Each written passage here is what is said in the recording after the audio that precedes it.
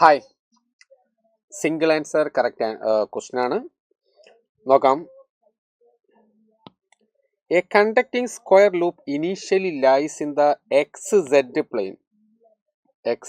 Plain initially. Okay, ready.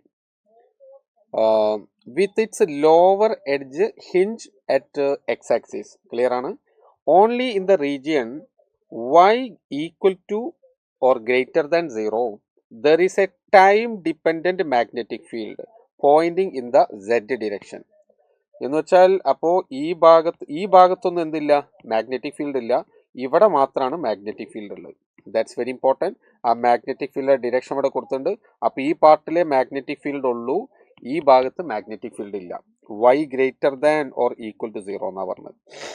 Yes, ആ magnetic field value ഇവിടെ തന്നിട്ടുണ്ട്. B0 cos omega t k cap where B0 is a constant. The magnetic field is 0 everywhere else. At the time t is equal to 0, the loop start rotating with a constant angular speed omega about x-axis in the clockwise direction as viewed from the x-axis. Yes, ഇവിടെ mark ചെയ്തിട്ടുണ്ട്. ദാ ഇങ്ങോട്ട് clock rotate ചെയ്യാണ്. Ignoring self inductance of the loop and gravity, which of the following plots correctly represents the induced EMF V in the loop as a function of time? അപ്പോൾ graph തന്നിട്ടുണ്ട്. ഗ്രാഫാണ് question. അപ്പോൾ these are the given graph.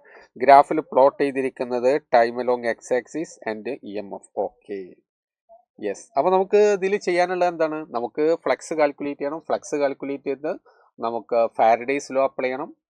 Apply ചെയ്ത് കഴിഞ്ഞാൽ ആ equation കിട്ടിക്കഴിഞ്ഞാൽ തന്നെ നമുക്ക് ആൻസറിലേക്ക് എത്താൻ പറ്റും. അത്രയൊരു ഡിഫിക്കൽട്ട് ക്വസ്റ്റൻ ആയിട്ട് നമുക്ക് അതിനെ കൺസിഡർ ചെയ്യാൻ കഴിയില്ല. നോക്കാം.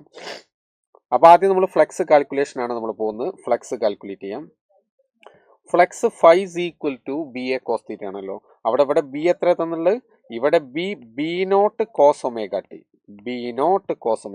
ക്ലിയർ ആണല്ലോ? Cos omega t into a square loop എന്ന് ക്വസ്റ്റ്യനിൽ പറഞ്ഞിട്ടുണ്ട്. Square loop. അപ്പോൾ ഞാൻ സൈഡ് ലെങ്ത് എ എടുക്കാൻ പോവാണ്. അങ്ങനെയാണെങ്കിൽ a square into cos of angle between area vector and magnetic field നമ്മൾ കിട്ടണം. അപ്പോൾ അതിന് നമുക്കൊരു കാര്യം ചെയ്യാം. ഞാൻ ഇവിടെ തന്നെ ഡിറക്ഷൻ കൊടുക്കുകയാണ്. സപ്പോസ് നമ്മൾ ടോപ്പ് വ്യൂ ആണ് കാണിക്കുന്നത്. ടോപ്പ് വ്യൂ നോക്കിക്കഴിഞ്ഞാൽ ഇതാണ് ലൂപ്പ് എന്ന് വിചാരിക്കുക. അങ്ങനെയാണെങ്കിൽ മാഗ്നറ്റിക് ഫീൽഡ് അങ്ങോട്ടാണ്. Magnetic field in the vertical upward direction. Magnetic ഫീൽഡുമായിട്ട് ലൂപ്പ് ഉണ്ടാക്കുന്ന ആംഗിൾ ക്വസ്റ്റ്യനിൽ തന്നിട്ടുണ്ട്. ഇത് ഒമേഗ ടി ക്വസ്റ്റ്യനിൽ തന്നിട്ടുണ്ട്. ഏരിയ വെക്ടർ അതിങ്ങനെയല്ലേ ഉണ്ടാവുക? Area vector. അങ്ങനെ വന്നാൽ ഏരിയ വെക്ടറും മാഗ്നറ്റിക് ഫീൽഡും തമ്മിലുള്ള ആംഗിൾ എത്രയായിരിക്കും? ഇതാണല്ലോ നമുക്ക് വേണ്ടത്. And this angle is 90 minus omega T. This is area vector and this is magnetic field. Okay, therefore here what you will get? Cos theta എന്ന് പറഞ്ഞാൽ ഏരിയ വെക്ടറും മാഗ്നറ്റിക് ഫീൽഡും തമ്മിലുള്ള ആംഗിൾ ആണ്. That is equal to 90 minus omega t. Now b naught a square cos omega t sin omega t, that is equal to half into b naught a square sin 2 omega t. This is flux.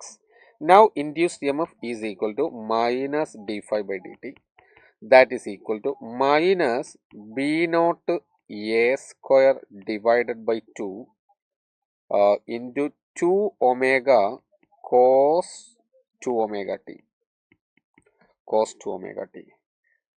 That is equal to induced EMF equal to minus b naught a square omega cos 2 omega t.